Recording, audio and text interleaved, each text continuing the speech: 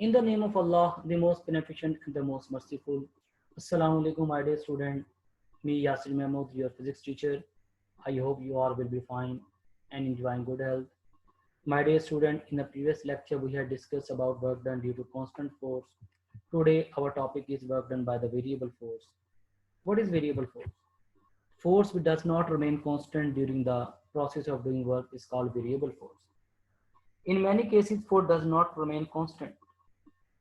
For example, a rocket moves upward direction, work is done against the force of gravity. In that case, force does not remain constant because it varies as the inverse square of the distance from the center of the earth. Similarly, the force exerted by the spring increases with the amount of stretch. In both the example, force does not remain constant. Now question is arise, how we can calculate the work done in such situations where force does not remain constant. Now let's see how we can calculate, क्योंकि previous topics के अंदर हमने ये discuss किया था कि अगर हमने एग्जैक्ट वर्क डन कैलकुलेट करना है तो उसके लिए फोर्स का कांस्टेंट होना जरूरी है। तो अगर फोर्स कांस्टेंट नहीं है तो हम उसे कांस्टेंट बनाएंगे। कैसे बनाएंगे? Let's see. अब देखें, मिसाल के तौर पर हमारे पास एक पार्टिकल है जो कि एक्स वाई प्लेन के अंदर है। वो पार्टिकल डिस्टेंस कवर कर रहा है ए से बी के दरमियान, ठीक है। ये इसका पाथ है, आप देख सकते हैं लार्ज डिस्टेंस कवर कर रहा है और इरेगुलर पाथ है। अब हम क्या करेंगे कि इस पाथ को हम छोटे छोटे डिस्प्लेसमेंट के इंटरवल्स में डिवाइड कर लेंगे।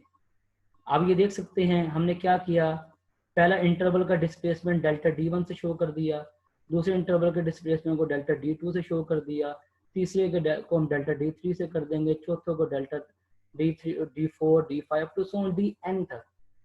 यानी कि हमने इस टोटल पाथ को n स्मॉल इंटरवल्स के अंदर डिवाइड कर दिया। और इसके ऊपर जो लगने वाली फोर्स है, पहले इंटरवल के ऊपर जो फोर्स लग रही है उसको हमने डिनोट कर दिया F1 से, दूसरे को F2 से, तीसरे को F3 से। इसी तरह जो nth इंटरवल के ऊपर लग रही है उसको हमने शो कर दिया Fn से। और हमने ये सपोज कर लिया कि हर एक स्मॉल इंटरवल में लगने वाली जो फोर्स है वो कांस्टेंट है, क्योंकि ये हमारे पास स्मॉल इंटरवल में लग रही है और स्मॉल इंटरवल में जो फोर्स लग रही होती है हम उससे कांस्टेंट सपोज कर सकते हैं। अब हम इस केस में वर्क कैसे निकालेंगे, कैसे कैलकुलेट करेंगे? हम हर एक इंटरवल का सेपरेटली वर्क कैलकुलेट करेंगे और एंड पे जब टोटल वर्क निकालेंगे तमाम इंटरवल के वर्क को हम एड अप कर देंगे, उससे हमारे पास टोटल वर्क आ जाएगा। हम कैसे करेंगे कि हमारे पास जो पहले इंटरवल है उसका वर्क क्या हो जाएगा, हमारे पास हमने शो कर दिया डेल्टा W1, F1 किया है जो इस इंटरवल के ऊपर फोर्स लग रही है, और डेल्टा D1 ये इसका जो हमारे पास स्मॉल डिस्प्लेसमेंट है, ठीक है। इसको जब हम मैग्नीट्यूड में कन्वर्ट करेंगे F1 cos θ1 डेल्टा D1 हो जाएगा। इसी तरह जब हम सेकंड इंटरवल के लिए कैलकुलेट करेंगे, इसी तरह डेल्टा W2 ये हमारे पास सेकंड इंटरवल का आ गया, इसके ऊपर जो फोर्स लग रही है वो F2 है, और ये जो डिस्टेंस कवर हो रहा है यहाँ से यहाँ तक ये हमारे पास डेल्टा D2 है।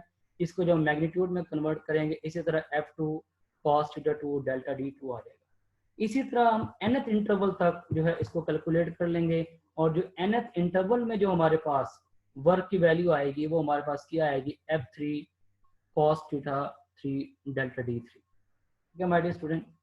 अब हमने क्या करना है, हर एक इंटरवल में जो हमने वर्क की वैल्यू कैलकुलेट की, पहले के लिए डेल्टा W1, दूसरे के डेल्टा W2, तीसरे के डेल्टा W3, इसी तरह आपको सोन n इंटरवल के लिए जो nth इंटरवल के लिए हो जाएगी वो हमारे पास क्या हो जाएगी, फोर्स जो लग रही है वो Fn, डिस्प्लेसमेंट कवर और डेल्टा Dn, तो उसके लिए जो टोटल वर्क आ जाएगा मैग्नीट्यूड में Fn cos θ and delta Dn।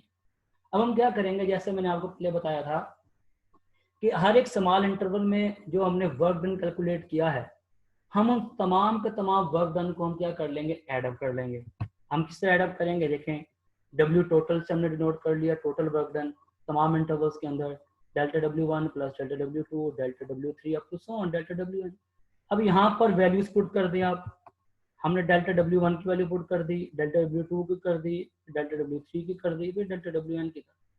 तो ये हमारे पास टोटल वर्क आ गया अप टू nth इंटरवल तक। तो पूरा का पूरा जो पॉइंट A से B तक जो डिस्टेंस कवर हुआ, और हमने पूरे पाथ को छोटे छोटे इंटरवल में डिवाइड किया और तमाम इंटरवल का हमने सेपरेटली वर्क कैलकुलेट किया, उन सबको ऐड अप कर लिया। अब यहाँ पर देखिए कंटिन्यूअस सम आ रहा है।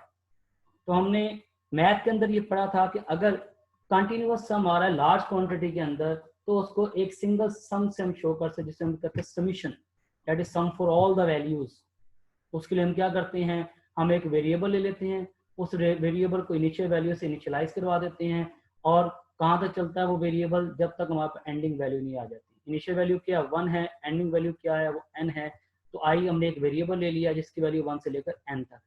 तो यहाँ पर जहाँ पर हमारे पास ये 1 आ रहा है या 2 आ रहा है, तो अब तो n तक आ रहा है, इसकी जगह हम क्या पुट कर देंगे, सिर्फ i, F I cos theta delta D I. कि जब पहला लूप चलेगी तो i की वैल्यू 1, दूसरे के लिए i की वैल्यू 2, तीसरे के लिए i की वैल्यू 3, i की value 4 up to so on i की वैल्यू n। ठीक है, तो इस तरह हमने क्या किया, हमने टोटल वर्क कैलकुलेट कर लिया, उस पाथ का टोटल वर्क कैलकुलेट कर लिया जिसमें फोर्स कांस्टेंट नहीं थी, हमने उसको कांस्टेंट बनाया। कैसे बनाया, उसको छोटे छोटे इंटरवल में डिवाइड कर दिया। ठीक है, वो छोटे छोटे इंटरवल में डिवाइड करने के बाद हमने हर एक स्मॉल इंटरवल का वर्क कैलकुलेट कर लिया, और हमने सपोज कर लिया कि हर एक इंटरवल में जो फोर्स लग रही है वो कांस्टेंट है, क्योंकि स्मॉल इंटरवल है। ठीक है, उस तमाम इंटरवल्स में, छोटे छोटे इंटरवल में लगने वाली फोर्स को हमने एड अप कर लिया, और इसका एंड पे हमने जो है टोटल वर्क डन कैलकुलेट कर लिया। ये वो तरीका है जिस तरीके से आप वेरिएबल फोर्स का वर्क कैलकुलेट कर सकते हैं। ठीक है, तो याद रखिए, फिर मैं रिपीट कर रहा हूं कि अगर आपने एग्जैक्ट वर्क कैलकुलेट करना है, एग्जैक्ट वर्क उसी वक्त कैलकुलेट होगा जब फोर्स कांस्टेंट रहेगी। और फोर्स कांस्टेंट कब रहती है, जब डिस्प्लेसमेंट की वैल्यू जितनी स्मॉल होगी, जितना शॉर्टर डिस्टेंस कवर करेगा, वो उतनी ज्यादा एक्यूरेट वर्क की वैल्यू कैलकुलेट कर सकते हमारे पास आ सकती। इसी वजह से हमने क्या किया, हमने ए से बी तक जो पाथ था, लॉन्ग डिस्टेंस कवर कर रहा था, उसको हमने जी स्मॉल इंटरवल्स में डिवाइड कर दिया। ठीक है, नाउ ग्राफिकली हम इसको कैसे कर सकते हैं, हम क्या करेंगे, जैसे मैंने आपको प्रीवियसली बताया था कि अगर तो फोर्स कांस्टेंट है, हम डिस्प्लेसमेंट और फोर्स के दरमियान में, डी और एफ के दरमियान में एंगल ड्रा कर लेंगे। ठीक है, लेकिन ग्राफ ड्रा कर लेंगे, सॉरी। लेकिन अगर फोर्स कांस्टेंट नहीं है तो हम क्या करेंगे, हम पहले उस फोर्स को जो है कांस्टेंट बनाएंगे, डिस्प्लेसमेंट के डायरेक्शन में लेकर आएंगे। ठीक है, और फिर हम ग्राफ ड्रा करेंगे। जैसे कि प्रीवियसली मैंने आपको बताया था कि वेरिएबल फोर्स के लिए अगर फोर्स कांस्टेंट नहीं है, अगर फोर्स डिस्प्लेसमेंट के डायरेक्शन में नहीं है, तो उस दौरान हमारे पास जो ग्राफ बनेगा वो एफ कॉस थीटा और डी के दरमियान बनेगा। तो यहाँ पर भी हमने एफ कॉस थीटा और डी के दरमियान ग्राफ बनाया है। अब देख सकते हैं हमारे पास ये पाथ है, ठीक है, इरेगुलर पाथ है जहाँ पर फोर्स वेरी कर रही है। अब इस पाथ के अंडर जो हमारे पास जो डिस्प्लेसमेंट कवर हो रहा है, ये डिस्प्लेसमेंट को छोटे छोटे इंटरवल में डिवाइड कर लिया है। और आप देख सकते हैं ये इंटरवल क्या बना रहा है, हमारे पास एक रेक्टेंगल्स बना रहा है। ठीक है, ये पहली रेक्टेंगल हो गई, ये दूसरी हो गई, ये तीसरी होगी, चौथी होगी। एन इंटरवल में डिवाइड किया तो एन रेक्टेंगल्स बन रही है। ठीक है, अब मैंने आपको तरीका बताया था कि ग्राफिकली आपने वर्क कैलकुलेट करना हो, किस तरह कैलकुलेट करते हैं, एरिया अंडर द ग्राफ। ठीक है, वो जो ग्राफ ड्रा किया है, वो जो हमने कर्व ड्रा किया है, उसके अंडर जो एरिया वो कैलकुलेट कर। ठीक है, वहां पर हमारे पास जो फोर्स और डिस्प्लेसमेंट ग्राफ के अंडर जो एरिया था वो हमने कैलकुलेट कर लिया था। यहाँ पर भी इसी तरह करेंगे, ये डिस्प्लेसमेंट और ये फोर्स, इसके अंडर ये सारा एरिया जो है ये हम इसको कैलकुलेट कर, और इसके अंडर क्या बन रही है, रेक्टेंगल बन रही है। तो एरिया कैलकुलेट करना आसान हो गया, हमें रेक्टेंगल का एरिया पता है, length into width, simple multiply करते रहेंगे। ठीक है, अब देखिए पहला जो इंटरवल है ये, इसके लिए डिस्प्लेसमेंट क्या, डेल्टा D1, उसके लिए जो फोर्स है F1 cos थीटा। इस तरह दूसरे के लिए delta D2 F2 cos theta 2 up to so on. ये हमारे पास एक ith इंटरवल है, उसके लिए हमारे पास डिस्प्लेसमेंट क्या आ गया, डेल्टा DI, और जो फोर्स है F1 cos थीटा। ठीक है, तो हमारे पास जो ith इंटरवल में जो वर्क होगा वो क्या हो जाएगा, F1 cos theta 1 into delta Fi cos theta i into delta DI। ये ith इंटरवल का वर्क आ गया हमारे पास। ठीक है, इसी तरह ये nth इंटरवल का आ गया। ठीक है, nth इंटरवल का वर्क आ गया, Fn cos theta cos theta n into delta D है। ठीक है, अब इस तमाम रेक्टेंगल्स का एरिया को कैलकुलेट कर लेंगे। ठीक है, और हम जो है इजीली वर्क कैलकुलेट कर सकते हैं। और रेक्टेंगल का एरिया कैलकुलेट करना हमारे पास बहुत आसान है, लेंथ इंटू विड्थ। ठीक है, तो ये सारा प्रोसेस मैंने लिखा हुआ है कि आपने किस किस तरह इसका जो है वर्क कैलकुलेट करना है। ठीक है, तो टोटल वर्क क्या हो जाएगा कि हमारे पास तमाम रेक्टेंगल्स का एरिया को एड अप कर लेंगे। पहले रेक्टेंगल का एरिया, दूसरे रेक्टेंगल का एरिया, तीसरी का, चौथी का, आपको सोन nth रेक्टेंगल का, तमाम रेक्टेंगल के एरिया को ऐड कर लेंगे, जिससे प्रीवियसली हमने डिस्कस किया था। तो इस तरह हमारे पास जो है टोटल एरिया, उसका टोटल वर्क डन हमारे पास आ जाएगा। अब देखिए, जैसा कि मैंने आपको बताया था कि अगर हम एग्जैक्ट वर्क कैलकुलेट करना चाहते हैं तो उसके लिए जो डिस्प्लेसमेंट होनी चाहिए शुड बी वेरी स्मॉल। अगर हम इसको इस सेंस में डिस्क्राइब करना चाहें कि हम मोर एक्यूरेट, मोर एग्जैक्ट वर्क कैलकुलेट करना चाहते हैं, तो हम क्या करेंगे, ये जो डिस्प्लेसमेंट है, ये फासला है, डिस्टेंस है, इसको कम करते रहेंगे। हम जितना इंटरवल्स के दरमियान जो डिस्प्लेसमेंट है उसको रिड्यूस करते रहेंगे, उतना वर्क एक्यूरेट होता रहेगा। ठीक है, अब अगर हम इसके डिस्प्लेसमेंट को रिड्यूस करते रहेंगे कि इतना रिड्यूस कर दें कि हम ये कहें कि delta D become very small, that is approaches to zero, कि ऐसा दिखाई दे कि डेल्टा डी जो है हमारे पास क्या हो रहा हो, जीरो की तरफ अप्रोच कर रहा हो, इतना स्मॉल हो जाए, वेरी वेरी स्मॉल। ठीक है, तो हम एग्जैक्ट वर्क कैलकुलेट कर सकते हैं। अब देखिए यहाँ पर, अब ये प्रीवियसली ग्राफ अगर आप देखें कि हमने जो प्रीवियसली ग्राफ ड्रा किया था, यहाँ पर जो हमारे पास जो है डिस्प्लेसमेंट जो है इसके अंदर शो हो रही थी। लेकिन अगर हम इसके अंदर देखें, इस ग्राफ के अंदर, यहाँ पर आप देख सकते हैं कि हमारे पास जो है डिस्प्लेसमेंट कर्व शो नहीं हो रही, वो जो रेक्टेंगल्स बनी थी वो शो नहीं हो रही। क्यों नहीं हो रही? क्योंकि यहाँ पर हमने क्या सपोज कर लिया, हमने कहा कि जो हमारे पास डिफरेंट रेक्टेंगल्स के दरमियान में जो डिस्प्लेसमेंट थी वो इतनी स्मॉल थी कि वो that is approaches to zero, और जब डेल्टा डी जीरो की तरफ अप्रोच करेगी तो हम एग्जैक्ट वर्क डन कैलकुलेट कर सकते हैं।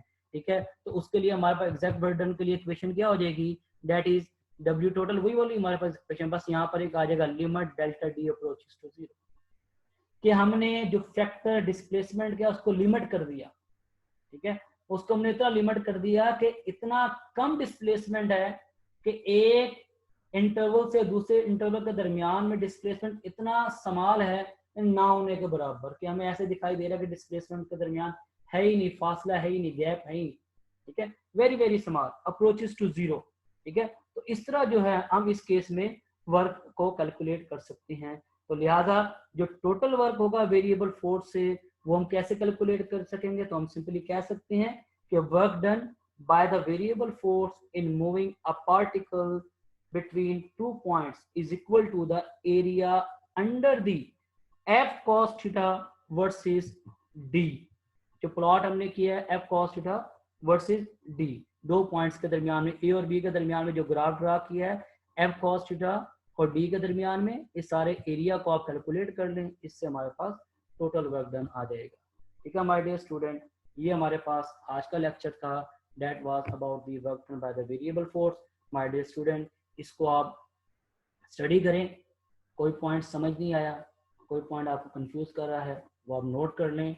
इंशाल्लाह इन द एंड हम जो है क्वेश्चन आंसर का एक सेशन करेंगे, उसके अंदर माय डियर स्टूडेंट आप क्वेश्चन भी कर सकते हैं, और इंशाल्लाह आपको जो है उन जो क्वेश्चन को सेटिस्फाई भी किया जाएगा, जो आपकी प्रॉब्लम है वो सॉल्व करने की कोशिश की जाएगी।